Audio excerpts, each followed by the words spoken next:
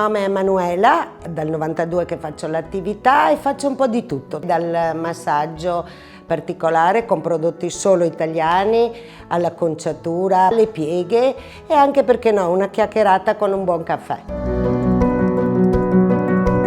Orchidea nasce nel 1997 da Pasian Raffaella e Favero Andrea. Nel 97 ci iscriviamo al Camera di Commercio e da qui parte la nostra attività di snack bar Orchidea. Bisogna comunque lo stesso far vivere il piccolo commercio, perché è più un rapporto umano.